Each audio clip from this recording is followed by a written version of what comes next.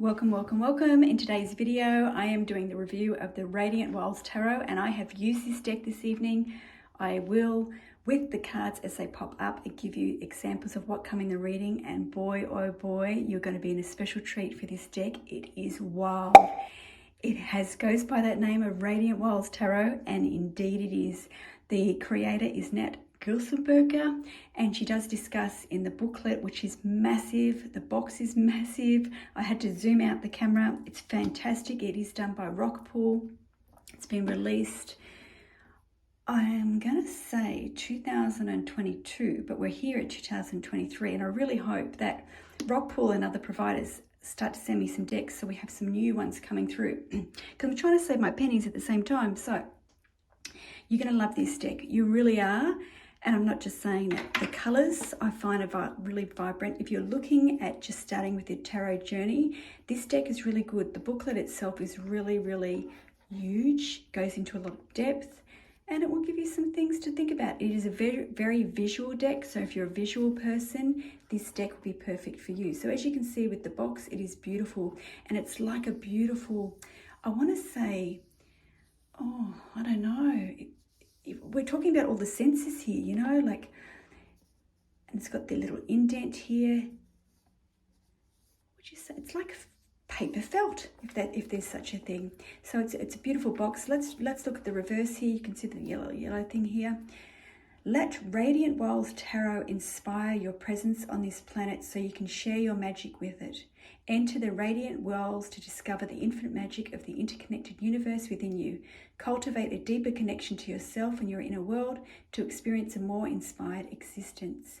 In this deck of 78 cards, Nat Girsberger's expansive imagery interprets the traditional tarot symbolism in a unique new way. Let the cosmic visuals speak for themselves, or navigate them with the included guidebook, the Atlas. So just remember that when I say the Atlas, that is a huge guidebook. Whether you're new to tarot or a seasoned practitioner, Radiant Wilds Tarot holds space for you to be playful or profound.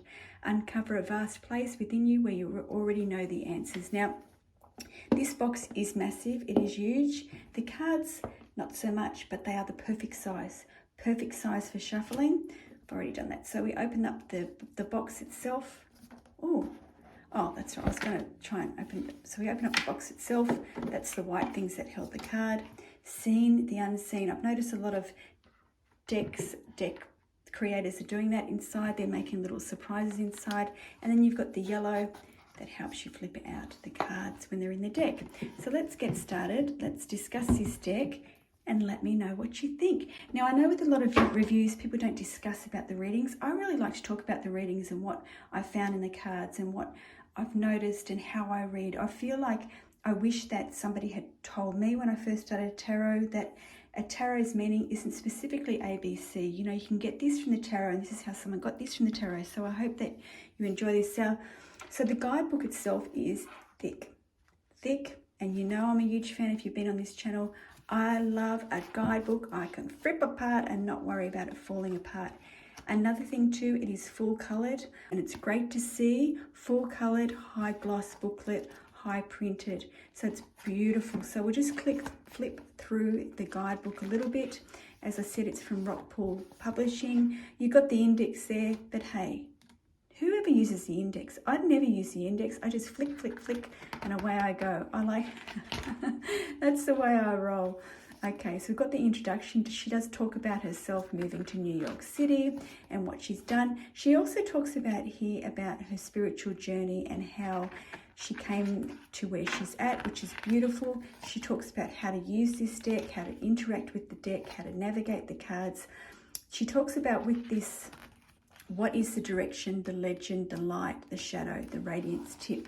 So she says here the direction of the card, the main theme or markers of the card. So that's a bit like the synopsis. The legend, navigating the imagery of the card with a detailed description. And I love that. I'm a huge fan with why this image was created this way and what was the artist doing and what was in their mind. It really helps me to dive deeper into tarot and sort of, I get a little bit of a atlas myself in my mind when I'm starting to read more and more decks. The light, the meaning when the card faces you upright with the text at the bottom, and the shadow, the inverted meaning when the card appears upside down with the text at the top. The radiance tip, a suggested action to support the lessons of the card.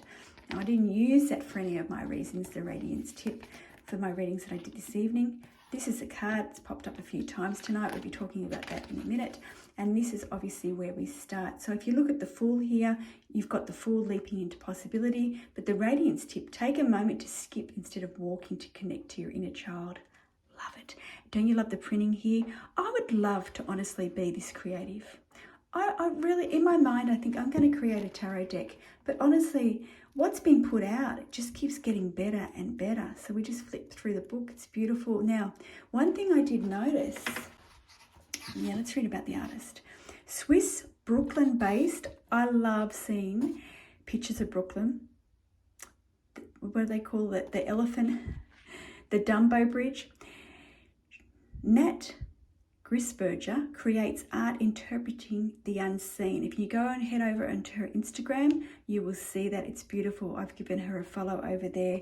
So there you go. So let's dive into this deck and see what we can find. So here we go. We've got the Fool here.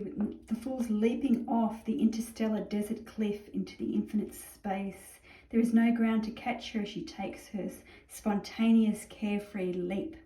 And the entire universe is open to her. She has a childlike air as she embarks on her journey.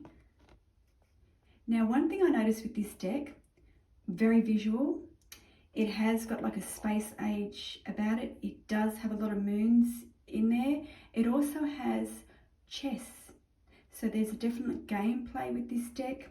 Another thing I noticed as well is I'm one that will shuffle this way. For this deck, you got to shuffle this way. When you start seeing the colors when you're shuffling, it is a treat. Okay, so just keep that in mind when you get this deck. And always the link will be in the description box. Don't forget to also click the like and subscribe, and welcome to the new subscribers. So this is the Magician. So you can see here, there's a few rainbows in some of the cards as well. There's a cacti. There's a lot of cacti going there, just showing the dry desert with the cactus. The Magician gazes across the magical desert dreamscape before her. She's in tune with the passing clouds, steadily anchored within the shifting dunes and surrounded by the forming rainbow. A light beam and waxing moons emerge from her crown, perfectly aligned as if she conjured them up. The Magician connects to ground and sky and forms to the unseen, the intangible. So it's beautiful. The High Priestess. Priestess is a self-contained woman. She's levitating at the gateway to a higher realm. The infinite universe lies just beyond. She's enthroned in a waxing crescent moon that floats above a vibrant desert while stars of a clear night shine in her strong presence. She nakedly embraces herself and her mysterious nature as she turns inward. I must also talk about the cards themselves. For me, they're perfect size to shuffle. They're rounded, they flip back into shape, and there's one thing that I want to mention later on. The Empress.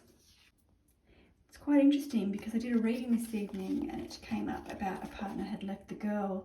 She was pregnant, and I did not get the Empress card. I got another card, and we'll keep that in a moment. A graceful woman rests sensually upon a natural theatre of desert dunes adjacent to a vast flower field. Her garment is adorned with blooms, signaling she herself is a part of nature. Like a blossom growing from the soil, she is rooted and connected to the earth. Yet the Empress remains open to the universe's expansiveness. At the same time, her hand grazing one of the dozen glowing stars that float above her head. Beautiful. And to me, if I was reading this card, you could read this as well as she's about to spin her luck as well, like it's another visual. The Emperor. The Emperor appears as the regal spirit of an owl, carrying the solemn energy of a king. He takes ancient pyramids for his throne, his wisdom substantial as the stones. An interstellar realm with a powerful sun radiates in the Emperor's back, but his gaze is turned to the land before him. He quietly watches over the chessboard of the world, intimately familiar with its laws and workings. So that's the first card that we've seen, the chessboard. And again, we have here, I forgot to, down the bottom, we've got the labelling of the card. Hierophant. The Hierophant levitates within the scaffolding of a pyramid, orbiting a different dimension. His silhouette serves as a source of light as he sends his coloured ripples across darkness. Expanding outwardly beyond the structure he set up for himself, he illuminates the realm. The Lovers. A silhouette couple shares a kiss in front of a celestial gate. Their inner world is made up of the infinite universe, and in love they get to share the innate connection. An illuminated path surrounded by healthy trees in the midst of a desert leads to them, while another connects their embrace to the world above, a realm beyond. They are an image of interconnectedness, both as a unit and as part of the cosmos surrounding them. The Chariot. Interesting, the Chariot. Two indomitable twin sphinxes, oh gosh, that word, that face opposing directions form a chariot in the desert. The chariot's harness is the galactic road itself, which yokes them to forth embellished with a crescent moon. Its gate opens to a new realm of infinite space, while a fiery sun illuminates the scene. The Strength card, beautiful. I feel like very Aboriginal here with the dancing and the colour of the red earth here. It reminds me of the centre of Australia. Strength bows to the earth to caress it. At the same time, her soft touch elevates a radiant sun. In awe of the intricate sand pattern below her feet, she tiptoes about the scene so as to disturb it as little as possible. The wise being has surrendered to the wisdom of the sun and the currents of the universe. She's a symbol of inner strength, at peace with her surroundings and aligned with her true nature. The hermit unveils her face to reveal the bright light of a star among the infinite universe of her being. Her appearance is mirrored in the external world with a shining star at her back. She is positioned in an unknown, solitary landscape, guarding the entrance to yet another realm. This realm is even brighter than the pastel desert in which the hermit brods. The hermit has withdrawn from the world as we know it, for she needs introspection and solitude to grow. The Wheel of Fortune. It's beautiful. It's like we're on holidays here, isn't it? We've got the back bend there, and geez, I remember my daughter holding her for so many years trying to do the back bend. I wish I could do that now. And if you do yoga, you know, it's got this yoga influence in this deck as well, obviously. A woman assumes the yogic shape of a wheel among the transient dunes of a sand desert. She is contained by a circle which, like a wheel, symbolises infinitely changing cycles. Two growing branches frame her, representing growth over time. The scene is illuminated by a bright sun shining down from pink skies, and the appearance of some faint stars hints that nightfall isn't too far away. Can you see the stars there? I don't know whether you can see them. Now, I did read the Justice card with this reading, that I did, so I'll discuss that in a moment. Consequences. Justice holds the dualities of the cosmos. Her outfit, like the moon behind her, is divided into polar opposites, yin and yang, black and white. Everything has multiple sides centered on the sand that she gazes down upon. She's in alignment with her environment. The sky, adorned with flourished leaves and a rising star, shines pink in her support. Now, the Justice did come up in a reading for me, and it was about somebody's going to get what they deserve. And the lady said, oh my goodness, I've just woke up crying about this person, you know. So we don't have to stand in someone's way of karma, because this card does indicate consequences, integrity, fairness and balance and karma. So we don't have to stand in someone's way. So it was just a reminder that, you know, they will get their way one day, you know. So, you know, don't worry about it. They will get their way, what they deserve. The Hanged One. So it's not the Hanged Man, the Hanged One. Flip it this way, how do we see it? The Hanged One is an unknown dimension of being hangs in a forward fold from an inverted desert. So again, we've got this yoga. From her suspended feet, a snake winds into a new direction. The sky seems to pulsate and expand in circular patterns, like ripples that the Hanged One initiates. Now, reading about all these decks and having all these colours, I really want to see this yoga studio that she goes to. The Death card, look at that with the beautiful rainbow there. Death, masked with a stag's head, sits in a field of flowers, meditating on life. She is fully connected to the world around her. Death assumes a lotus, the yogic pose, associated with higher consciousness. suggesting that she is deeply connected. A rainbow and bright sky give light to her whole scene, which is surprisingly welcome in the stern face of death that is representative of the mistaken nature of this card as ominous. Now, this card was very interested. Now, the Temperance card is normally about equilibrium, and I once heard someone talk about this card as the barman's card, you know, discussing us about making sure we have balance in life. And it says here the Temperance holds onto a moon in one hand and a sun in the other, with the weight of each temporarily throwing him off centre. He balances his body to remain upright, light and dark, intermingled in the scene around him. The cool shadow of the moon contrasts with the warm sand beneath Temperance. At his back appears a split planet, for duality imbues everything. So this did come up in a reading, and I do like to read before I do a review of the cards. It gives me an understanding of how the cards work, and they are very visual. I'm finding them very visual with what I was getting. Now, the Temperance card came up with this reading, and it was about mind your own business, you know, like, and someone was feeling left in the dark. And how I got this left in the dark is this man, you can't see his face, so he's leaving someone in the dark, you know. They felt like they were kept in the dark, and that's how they really felt, you know. They felt like someone was constantly in their business and they were having problems with their husband's family. So it was quite interesting how this came up, not as Temperance as in balance, but it was, well, I guess you could say it was balance, because it meant, you know, this person had to calm down and stop taking sides. But it was interesting how this kept in the dark happened to come up in the visual aspect of this card, which is unusual with the Temperance card. The Devil, first time I've seen this card, the Devil with the snake there. A set of stairs setting leads straight to a compelling snake that calls around a black sun. There is only one way to go, and escaping the snake's pull on the earthly path is unlikely. A brilliant sky lights up in the scene behind the reptile, making the eclipse appear to be a bright omen when really it implies darkness. The Tower, looking at this card, it looks like silver, doesn't it? It looks like silver.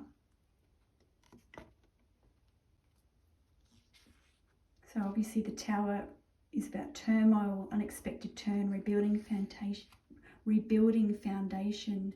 The Star, again we look at this and it looks like there would be a shimmer with this. Inspiration, fulfillment, vocation, peace and creativity. I'll just read the direction now instead of the legend. Now the Moon was one of the first cards that I pulled when I opened this deck and did some readings. You know, it's all about dark of night, depth and illusion. But in this reading, it was about seeing things clearly and seeing people clearly, and the person that was not nice to them, you know, they were a bit of an a-hole, and so was the brother. So it was interesting that this person now can see clearly exactly how this person is. So that came up in that reading. The Sun, brightness, enthusiasm, radiance and bliss.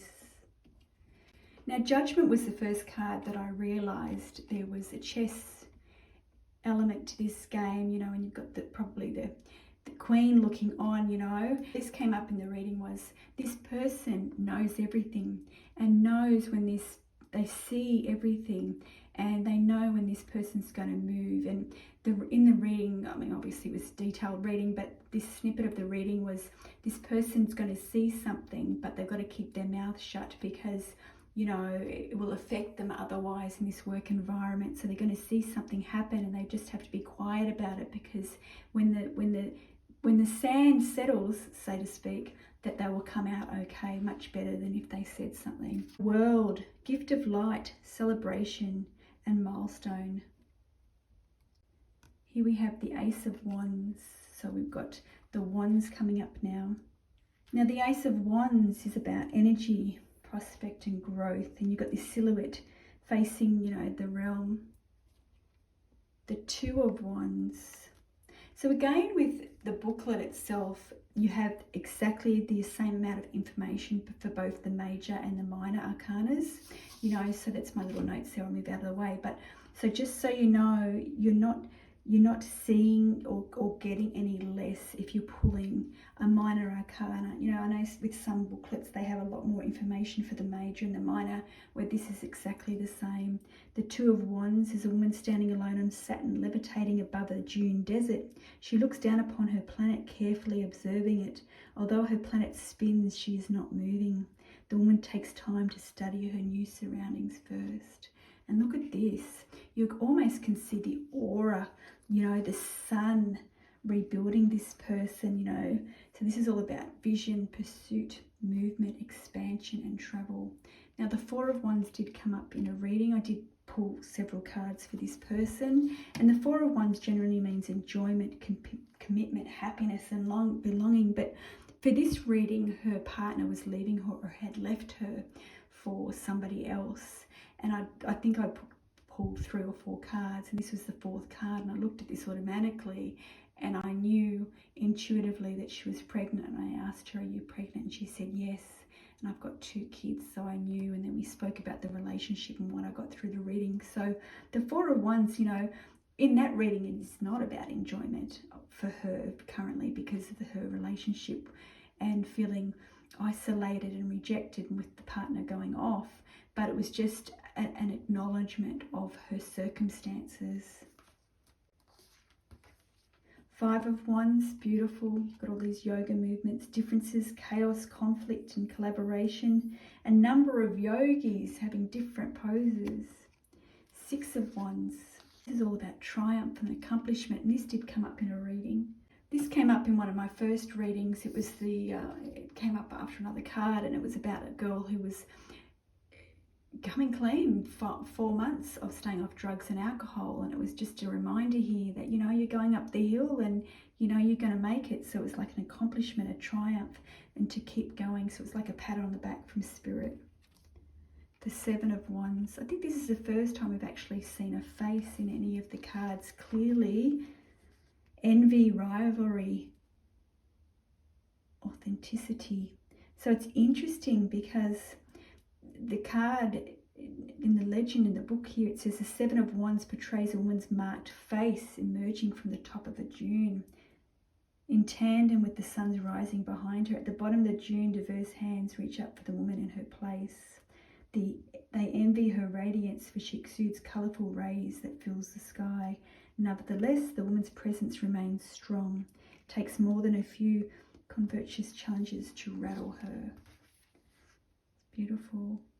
Now the 8 of Wands was an interesting card. This came up in the reading as well, and the meaning of this is speed, energy and power, but it actually came up in the reading of not being able to stand somebody. So it's interesting how, you know, this person isn't standing, they're walking on their feet. So that's how I can say to you, this deck is very visual for me.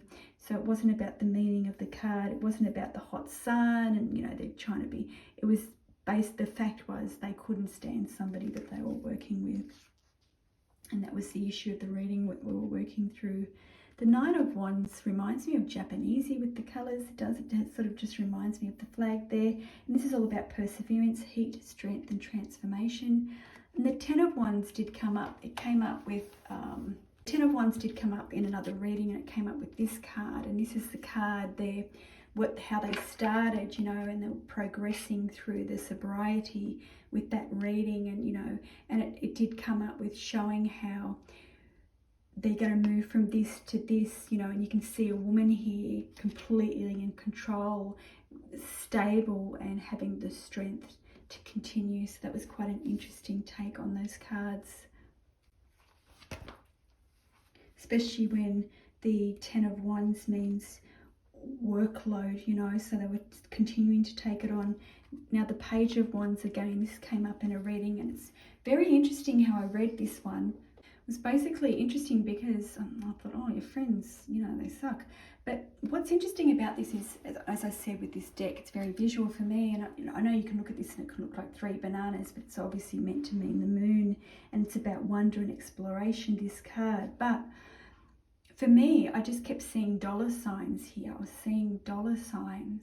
And I think the green was morphing in there, and I was seeing the dollar signs. And in the reading itself was about your friends suck, you know, they're going to take you for a ride with your money, and there's going to be a long relationship. You've had it for a very long time.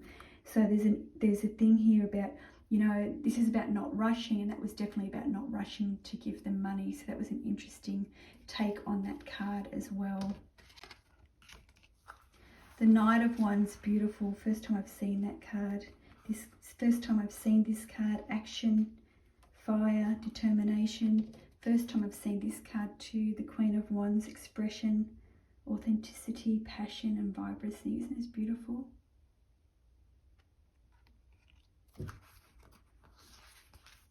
The King of Wands. This did come up in the reading as well. You know, I really liked this reading. It came up in a reading. It was just fantastic. And it was about manifestation, obviously. But it was about, gosh, you're in a really happy place. Everything's falling exactly where it's meant to be. So it's really about manifesting, but just feeling great, you know, just really being in a really happy place. It was about working hard and really achieving things. So it was just lovely. It was really a powerful reading. Pentacles, I don't remember any of them coming up in the reading, but we'll see as we go through. Potential, abundance, wealth and gratitude. Unison, balancing, structure and incorporation. Interesting. The Three of Pentacles. I love this green. I love it. Last weekend I went to a restaurant. They had the green on the bar. It's just beautiful. Companionship, support, collective growth and sharing a task. The Four of Pentacles. Lack, mindset, materialism, substance and intention. She's holding on there. She's clinging on. Is she going to roll down? I don't know. Here we have isolation, misfortune, pessimism and confinement for the Five of Pentacles. Interesting, because this is on the front of the deck, is it? No, it's not. Not on the front of the deck. Similar, but that person's not walking on. That person's got their back. So it'd be interesting to see if that comes up in another card. The Six of Pentacles, prosperity and abundance. The Seven of Pentacles, we did have a Pentacles card. This did come up. Perseverance, reward, sustainability and tenacity. The Seven of Pentacles, oh gosh, this was a funny reading. I love this reading because it turned into a mediumship reading, but this was about the person felt like they hadn't found what they were looking for. They felt a bit lacking, you know, but it was quite funny because her mum had passed and her mum came through in the mediumship reading. I'll just start to put some more cards up here as I talk. And it was, well, I won't actually, because the next one I want to talk about too. And it was funny because the dad was marrying someone, I think 20 years younger with 3 kids, and the mother, the mum was coming through and having a bit of a joke and a laugh to the daughter about this. So it was just a very humorous reading. I loved it. It just brings a smile to my face, and it's nice when you have connections such as that. Now, the Eight of Pentacles also came through in a reading. Engagement, dedication, practice and process. And that came through with the reading of working hard and keep going and keep being determining where you want your future to be. The Nine of Pentacles. Again, we've got no face there. Riches, freedom, wealth and luxury. The Ten of Pentacles. Very interesting how they do these decks. I want to know. The Page of Pentacles, the Knight of Pentacles, step-by-step structure, efficiency and reliability. The Queen of Pentacles, beautiful. Look at that. I'd love to have that on my wall. That is just beautiful. Love it. Pragmatic, prosperous and grounding. And I love that message. The King of Pentacles, success, power, affluence and achievement. And then we have the swords, the Ace of Swords, potential, seeds, fertile mind, epiphany, beautiful. The Two of Swords, confusion, indecision, choices and sides. It's quite interesting when looking at these bubble heads. The Three of Swords, grief, heartbreak, pain and separation. Look at the 3 going through her heart. The Four of Swords, withdrawal, softening, ease and recovery. This did come through a reading as well, the Five of Swords, and this was about the girl that was pregnant and the three players here that were coming through. Her husband had left for another woman at the time. He was going to come back. He is going to come back. Believe it or not, he is coming back, but he is a naughty boy, and whether or not she wants to put up with that behaviour, that's up to her. The Six of Swords, ending, beginning, letting go, release and surrender. Isn't this beautiful? The Seven of Swords. So it's such a beautiful deck. Don't forget to like and subscribe, and please don't forget to comment below. It really helps my channel. The Eight of Swords came up with the reading of the one where she was having difficulty with the family, and it was just a cycle going over and over and over and over again, and she was keeping herself there in that mental boundary and disempowerment. And you know, it's just sort of a reminder to bring peace to the situation. You know, bring peace. Don't always have to fight with people. And the Nine of Swords has come through with that mental anguish as well, holding us back there, carrying that big heavy stone there. The Ten of Swords, hurt, loss and low point, grief and recovery, but yet you're protected in that box. The Page of Swords come through for a few readings, great readings actually. You know, this is such a beautiful card. It's interesting how this actually is on the front of the guidebook. It's just beautiful. I don't know whether you can see with my hand there. It's just a lovely, lovely picture. And this was about, you know, somebody really had to open up their mind, you know, because it really discussed about how people were being treated, and they had to open up their mind to other possibilities of how to work out, how to negotiate with these people. That's came through. And again, we've got this card here, the Knight of Swords, and again, we've got this chess play here. How are we going to navigate, you know, instead of fighting with these people, how we're going to navigate to get up and advance ourselves at work. So that was an interesting one here. This is a lovely one here, Queen of Swords.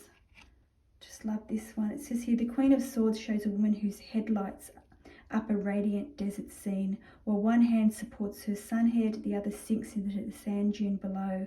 This queen is in alignment with nature, knowing that she is part of something much bigger than her little body. Only accompanied by cacti, she is pure nature and therefore never alone. And then we have the King of Swords. It's beautiful.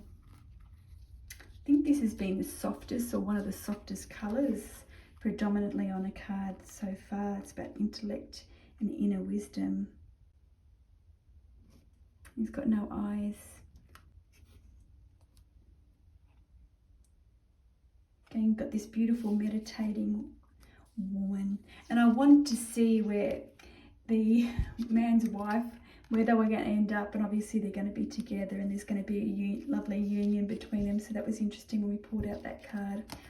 The Three of Cups, community, tribe, cooperation, quality time. Four of Cups, just beautiful, that card. Five of Cups, interesting colours here. It's about negativity, spectrum, perspective and growth. We could almost see maybe the green with envy, you know, like that's very, very interesting. The Six of Cups, nostalgia and memories. The Seven of Cups almost reminds me of back in the 80s, flowers and florals. The Eight of Cups.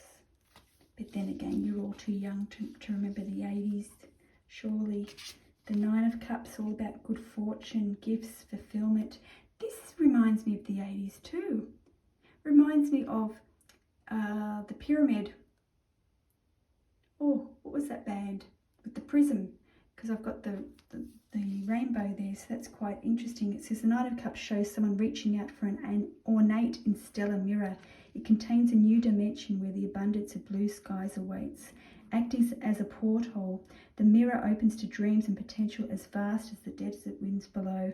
From the precious flame, a rainbow emerges into the night sky of this world. Beautiful. And then we've got the beautiful positive Ten of Cups, all about harmony.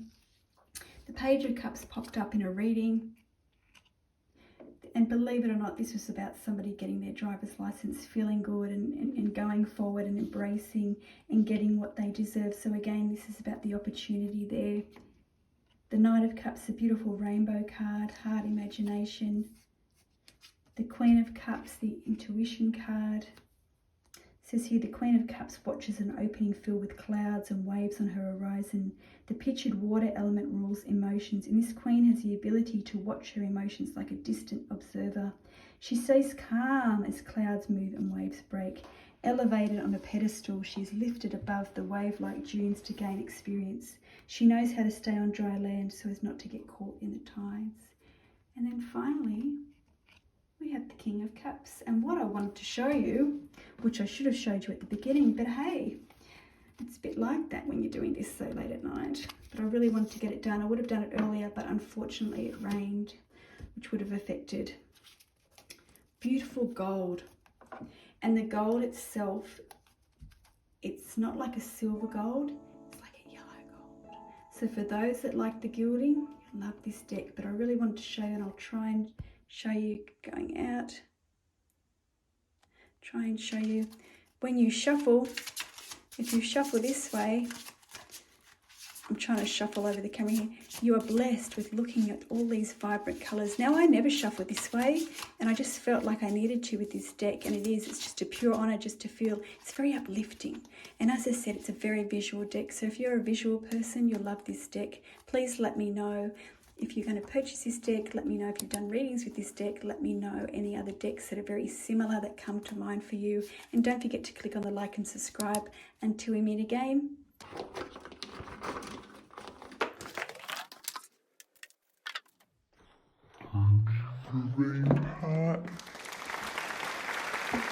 This video.